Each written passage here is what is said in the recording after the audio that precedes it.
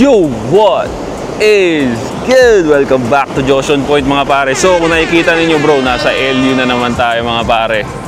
No, so ngayon bro, pag-uusapan natin yearly natin itong ginagawa. So paano maging bad boy this 2025 pare. So alam nyo na yan bro. So kung ready ka na, hit mo na yung like button, share mo na rin, and let's go! Bad boy shake, kala kill, ako 10 toes down. Para before tayo mag-start, pakita ko muna sa inyo yung alon pare. Ngayon ko lang nalaman bro na pag December is the perfect place, perfect time para mag-surf dito sa LU. Kasi ang laki ng alon bro. Nakikita niyo yung alon pare. Tingnan niyo yung laki niyan. Hindi lang siya kita sa personal, pero ang laki niyan bro. Ayun Doon malakas Ayun Sobrang solid ng alon ngayon bro, and sayang wala tayong lakas para mag-surf ngayon kasi one day lang kami dito, nakakapagod. And nag-ride pa ako kahapon pare. Kung nakita niyo yung mga stories ko, nag-ride ako kahapon kasama yung Wheeltech company, no? So first time ko yun. Kaya from uwian kami pare, Pampanga, San Fernando, balikan Cavite pare, nakakapagod bro. Pero yun na nga, sige, pag-usapan na natin to pare. Number one tip ko sa inyo, no, on how to be a bad boy this 2025 is to adapt the game much more, no? Bakit? I know that there's a shift na mangyayari sa culture, no? Sa culture may shift na mangyayari. Why? For the past few years pare, nakita natin, nalaman natin na naging toxic ang feminism. Okay? Why? Because of Democrats sa US pare. Aminin na natin bro na minsan, kadalasan talaga tayo mga Pilipino, or hindi lang Pilipino, sa ibang bansa din, na sinishift yung culture nila based sa Western country. Ayoko nang ganun, pero it is what it is Dahil Democrats na nanalo doon in the past few years pare, nagkaroon ng lakas yung mga feminists na maging mas toxic pa dahil hindi sila mababash or what, no? Walang kumbaga consequences kung maging toxic sila, no? Pero now, siyempre, nanalo si Trump pare, no? Nanalo si Trump, and si Trump is Republican, di ba? Dahil doon, I'm sure mayroong shift na mangyayari bro, from being toxic. Siguro magiging sila ngayon pare, maglilelo sila dahil magkakaroon na sila ng consequences pagka nagpaka-toxic sila sa social media at kahit saan man. Okay? Kasi babalik sa dati. I suggest, i-adapt nyo lalo yung game pare. I-adapt nyo lalo yung game para mag-enjoy kayo this 2025. Kasi kung nandun ka pa rin sa raging red pill na stage bro, hindi ko magets yun. Hindi ko magets yun kasi nga, kaya nga nag-adapt ng red pill para malaman mo yung katotohanan, pero imbis na basahin mo, laruin mo na yung katotohanan, nagiging emotional ka pa. Diba? Hindi ko magets yun pare. Adapt the game bro, no? Adapt the game.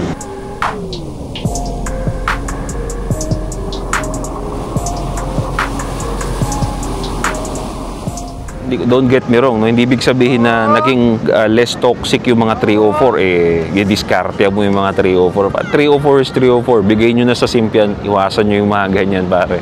Kasi alam nyo na, sakit ng ulo yan bro. So doon lang tayo sa mga babaeng, alam mo yun, nag-adapt lang ng feminism mindset, pero wala namang talagang alam, no? Tapos naging toxic sila nang wala naman talaga silang experience, kung ano-ano lang, gumaya lang sila.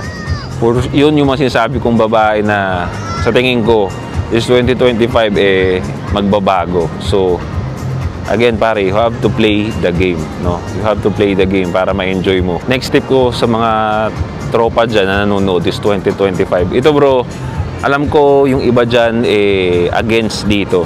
Okay? Pero ito kasi based on my experience to bro, na dati pinagdudahan ko rin talaga. Pinagdudahan ko to pare. Kasi ako bro, bago ko mag-suggest, no, or bago ako magbigay ng tip, ini-make sure ko na kahit papaano na-experience ko siya first hand, or merong malapit na tropa na na-experience yun at tiwala ko doon sa sasabihin niya, kaya sinasuggest ko rin at kinukwento ko din, di ba?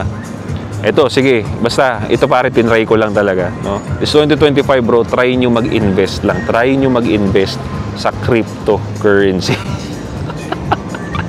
Bro, ako, baka naman sabihin niyo ba, ano yun, mag-ano ka, Boss Josh, mag-offer ka ng crypto. Hindi sa akin. Okay? Kahit kanino, Brad, basta yung tiwala kayo, mag-invest kayo sa crypto. Kasi ako naniwala na ako, Brad. Tinry ko. Okay, ito, real story ba? Real story. Nag-invest lang ako ng crypto. 2,000 pesos lang, pare. 2,000 pesos. Gusto ko lang, sabi ko lang dun kay Ching. Kasi Ching kasi nagturo sa akin. Sabi ko, gusto ko munang makita kung lalago yan, no? Kung hindi nila mapalaki yung 2K ko, wala akong pakailam dyan, no? Pero now, pare, nung nakita ako, lumaki yung 2K ko na kinalimutan ko lang dapat. Kinalimutan ko lang yung 2K ko na yun, Brad. Kinalimutan ko na, sabi ko, ininvest ko lang dyan, bahala na. Okay? Kung maglumago, mabawasan, okay lang, at least 2K lang yun. Hindi ko na siya pinansin. Pero nung sinilip ko siya, bro, lumaki. I can testify na okay talaga ang crypto na investment, pero make sure lang na yung ilalagay nyo doon ay yung halaga na pakawala na, no? Ibig ko sabihin ng pakawala na yung kumbaga pag nilagay mo, wala ka na dapat pakailam doon. Okay, hayaan mo siyang lumaki, hayaan mo siyang lumago, pare. Yun ang ibig ko sabihin doon. Kasi pag maglalagay ko, kunyari, lagay ka ng 10K, no? Tapos kinabukasan may babayaran ka pala. So babawiin mo siya, i-withdraw mo, wala pa kang kinita. So hindi ganoon. Dapat yung 10K na ilalagay mo doon is pakawala na yun, Brad. Parang bigay mo na yun, parang pamigay na yun. Pero magugulat ka na lang, bro, na lumalaki na. So now, bakit ko nasabi na okay siya this 2025? Ayoko nang palalimin, no? Mag-research na lang kayo kung bakit. Because naupo nga si Trump, pare. At marami pa siyang constituent na pro doon. They're gonna make it boom, pare. Now, hindi ko na magsasabi, hindi ako knowledgeable sa malalim kung bakit. Based sa mga naririnig ko, based din kay Monching na tropa ko na solid sa crypto. And nakita ko din first hand, no, na lumago. I suggest, pare, kung may mga sobra kayo dyan, try nyo lang para may experience kayo sa mga bagay na alam nyo na alam ko, konti knowledge natin dyan, no? But hindi mo naman malalaman kung hindi mo itatry, no? Again, suggest ko sa inyo, maglagay lang kayo sang kaya ninyo.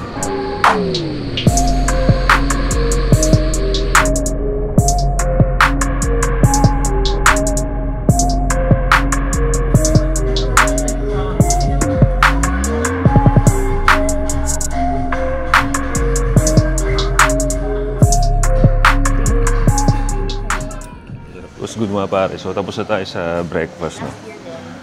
Mamaya uwi na rin tayo pa nga, pare. Busog. Okay pala yung food dito, pare. First time ko rito. But nakikita ko lang to sa mga vlogs nung mga pinapanood ng SME ko, pero okay siya rito, pare. Okay siya. Hindi rin ganun ka-pricey. Okay yung vibe. So yun, pare, before natin sabihin yung last tip natin, no. Gusto ko lang mag-reflect, no, this 2024, pare, since magbabagong taon na ang dami kong sobrang daming blessing tayong nakuha this 2024. Sobrang solid, pare. Sobrang blessed ako na every year, pare, napapansin ko na meron akong bagong achievement, pare, na nakukuha. So this year, pare, nakalipat tayo ng bahay, no? At the same time, nakabili pa tayo ng bagong big bike, bro. So sobrang solid, pare. So nakakatuwa talaga na every year meron tayong nakukuha. Well, kasi ini-aim ko kasi yun, bro, no? Ini-aim ko yun na mangyari talaga na every year meron talaga ako makukuha para, alam mo yun, pataas ka ng pataas. So dahil dito sa mga tips na to, baka matulungan ko kayo na gumanda rin yung 2025 ninyo, pare, no? So yun, pare, sobrang thankful lang din ako. Sobrang blessed ako na meron tayong ganitong opportunity na kapag vlog tayo, kumikita tayo sa vlog, at the same time may trabaho tayo. So yun, pare, next tip tayo. Next tip, pare, para wala na tayong wala nang paligoy-ligoy pa, no, pare. Next tip, pare, for 2025, no. So, may culture shift, yes, pero pagdating sa inflation, bro, I don't think na may pagbabago na mangyayari, no. So, for 2025, pare, kung ano man ang mauso ng mga damit, gadget, kung hindi nyo kailangan, pare, same na galaw pa rin, bro, no. Huwag makisabay sa uso. Kadalasan, pare, sa mga sumasabay sa uso, bro, no, sa real talk lang, walang ipon, pare. Walang ipon kasi inuuna sumabay sa uso ay sa may masave, no? Kaya kadalasan pa may mga utang pa yan, di ba? So pare, matutong gamitin yung utak. Huwag sumabay sa mga bagay na alam nyo hindi nyo naman financial bracket. Alam nyo hindi nyo pa kaya, pero huwag nyo pilitin. No? Huwag nyo pilitin pare, kasi wala namang kwenta yan eh. At the end of the day, walang kwenta yan eh. Mas importante na meron kayong savings, mga bro. Okay, may savings. At yung sobra, imbis na ipambili ng 5,000 na sabihin dati damit, 5,000 na pantalon na maluluma lang din, i-invest nyo na lang pare. Invest nyo na lang, ipon, di ba? Kung katulad nga sabi ko kanina, try nyo mag-Bitcoin. Kung ayaw nyo mag-Bitcoin, edi ipon. Di ba? At least kahit paano, matapos man ng araw, meron kang 5,000 sa savings mo. Kaysa sa meron kang pantalon na kinabukasan, kailangan mo ng pera. O, edi wala. Di ba pare? So, again, this 2025, baka tumaas pa yung inflation or mas tumindi pa yung inflation. It's safe na kahit papaano may pera kayo, no? At the end of the day, may pera kayo, may ipon kayo, kaysa sa may bago kang damit, may bago kang gadget, putang ina, wala ka namang pera. So peke, no? Ang sagwa, ang lamya ng ganung galaw pare.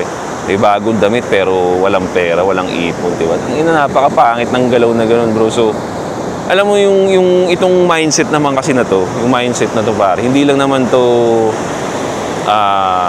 occasionally, no? Dapat lagi talagang ganito pare, every year. I mean, not every year, but you know, lifestyle nyo na huwag sumabay sa uso. Bumili lang kung talagang kailangan ninyo. Ang dami ng mura sa TikTok, ang dami ng mura sa Shopee ng mga essentials. Alam mo yun, basic lang siya, but nasa katawan mo kasi ikaw yung magdadala. Yun kasi pinopromote ko rito, yung foundation nga natin na hindi mo kailangan pumorma ng maganda. Katawan mo pa lang pare, maganda na sa'yo tignan, di ba pare? So mas nakaka-save ka talaga pare pag ganun yung mindset mo, no? So yun lang bro, no? Sobrang solid na nung mga sinabi ko sa inyo, na pati ako gagawin ko din, no? Kasi syempre hindi mo tayo hipokrito dito, ginagawa ko din at ginawa ko na yung mga sinasabi ko rito. So sabay-sabay lang din tayo pare. So I hope yun makatulong sa inyo itong video na to bro.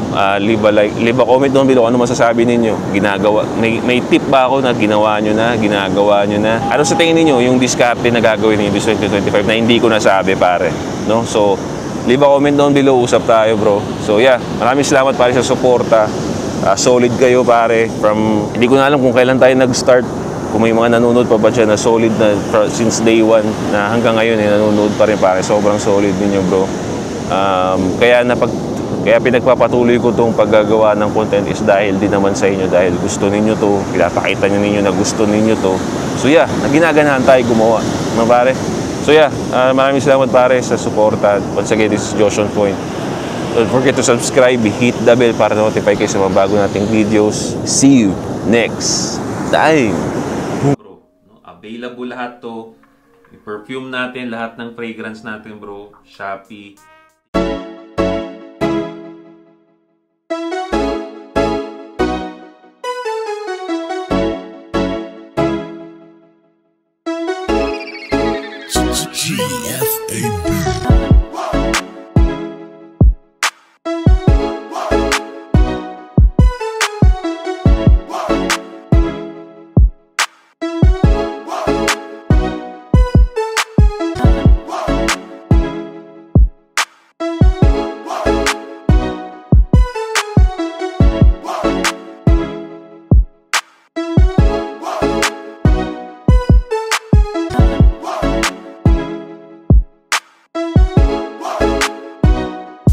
Yeah, that's it for me guys. This is Josh on Point. See you next time.